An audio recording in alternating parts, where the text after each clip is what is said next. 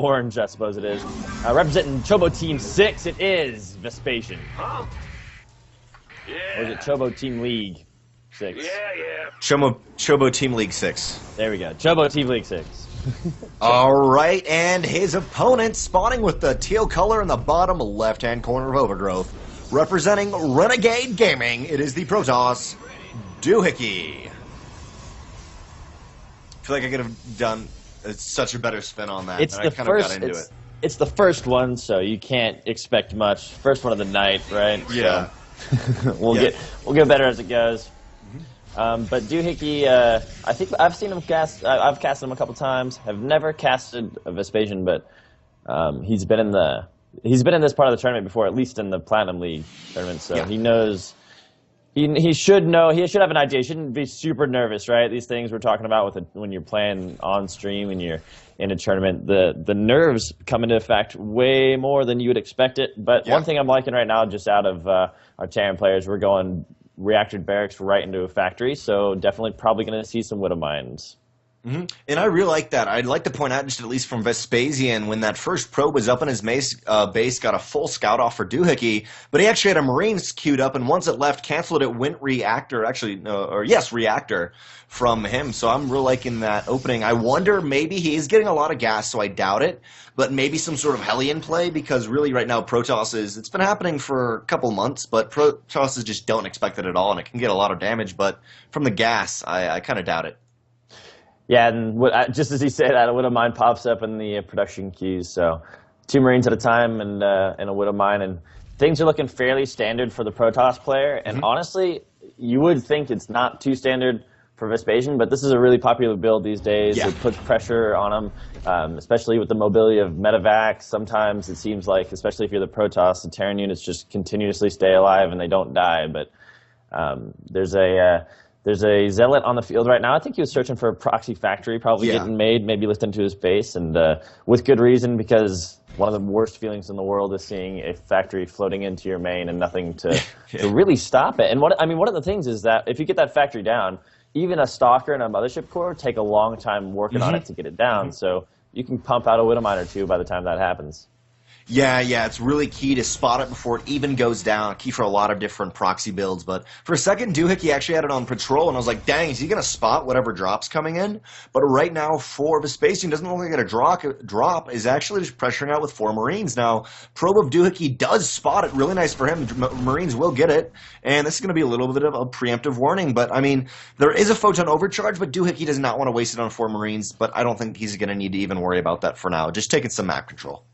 Yeah, well, the thing is, too, is a lot of Terrans think, okay, photon overcharge in the early game might as well mean that I can't go do anything. But, I mean, this Protoss is weak early game. This is when you can go and do stuff and walk up with, 3 Marines and a Widow Mine and do damage. So, especially if you bait a Widow Mine drop, and that medevac is coming. That medevac is coming right outside the range of the Zelnaga Tower that the Zealot holds right now. But like I was saying, as this Zealot's going to clean up these 2 Marines fairly easily, or just the other one gets away with his life. If you can bait a photon overcharge and then attack somewhere else, which he's not doing right now, he's just seemingly trying to go in with that medevac. Stalker's moving. Oh, the Stalkers are pulling back right as the medevac comes in, boosts through. He's going to be able to drop both these Widow Mines, 1, 2, and then a bunch of probes are pulled. I don't think there's going to be any detonation.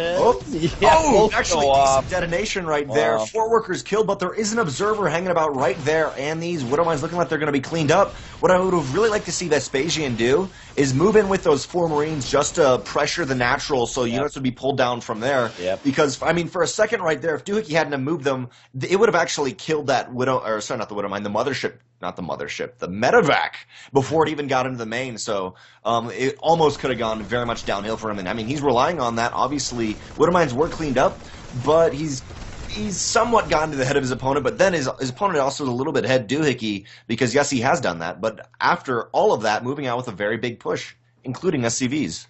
Yeah, I don't know about this push. There's Immortal out. He's got the Raven for photon overcharge. The Observer just saw it. He's got those SCV on auto repair for that sea tank. Basically, Vespasian knows he's behind and he's trying to make a push. If this Immortal gets caught out in the open, that's not going to be good for him. But there is no medevac with this push right now. That medevac, that Immortal is going to die. It's just not going to do what it needs to do. It's auto rallied somewhere, and now he knows what's going on, and he's like, this is huge because the siege tanks are the brunt of this army, and as soon as he throws out one photon overcharge, that Raven's going to hit a PDD. Doohickey recognizing the mistake he made with the oops, and a smiley face come back from Vespasian. The Stalkers are not going to do well if the tanks are allowed to siege up. One Immortal's still alive, but, you know, 2 Immortals, and this is absolutely stopped. You know, 1 Immortal versus 2 siege tanks, this many Marines, it's going to be difficult. Down goes the PDD, stop the photon overcharge, and this is a lot of Marines with 1 medevac and healing power. Yeah, finally the photon overcharge is down, but that Immortal is gone, and really key to defending these attacks is getting this siege tanks before they siege up, but they're already sieged and working on this natural base. Zealots coming in from the right-hand side will push some of these Marines back, and these Stalkers desperately trying to do it. Mothership Core down, though. 1 siege tank goes down, but with these SCVs... Drenek, I think he's done it. Has he done it? Has he pushed through? I don't know. I think he's got it. This is going to be huge because if he can take out this last Immortal, the 2 siege tanks, 1 more coming up to support, there's a lot of Marines. He's letting his minerals get up into the 500 region. He either needs to expand or keep pushing, and it seems like he's not doing either. I mean, this point defense drone still is here. There's the Stalkers, but a lot of workers have been killed. Actually, I take that back. Only 4 workers have been killed. Siege tanks 2 and 5. There are the 4 SCVs here, but you got to remember, healing a siege tank also takes a little bit of minerals. Obviously, it's not damaged. Just working on this Nexus, but for now, it's looking kind of scary for Vespasian, actually. He's still doing a lot of damage here, but back at home, as you were saying, there's a stream of army coming. There's army coming, but only 13 workers on minerals and no natural even made. Yeah, Stalkers and Immortals coming in here, but a Banshee is added to the mix to take out an extra, just an extra little bit of health for that. That seems a great pickup from the medevac so that it doesn't get killed by the Immortal. And he's good. He targets it. He's still worried about that Immortal. Immortals do so much damage versus siege tanks because they're Immortals. That's how it works in this game. But that Nexus is finally going to go down, and I mean, Vespasian made this work, but just sheer brutality just continued to push and push and push. But there's nothing. I mean, like, what's he done back home as those probes make it out alive just barely? But you know, he has to follow up with something, or else he's just all in at this point. He's not gonna add a second. He's walking right up into his natural or his main, and it's like, you know, a couple Marines with some medevac support can go a long way with siege tanks apparently. Yeah. Some Wings of Liberty shit. I don't know if Doohickey thought he was going to lose right there, but he still has not remade his Mothership Core. Finally, an Immortal is out, but being focused down. Won't even get a siege tank. Siege tank pulled back. Drones, actually, sorry. Probes being pulled here, but not quite going for the right units. The siege tank maybe taking out 1 siege tank, but I mean, this is looking so good for Vespasian. I don't know. GG.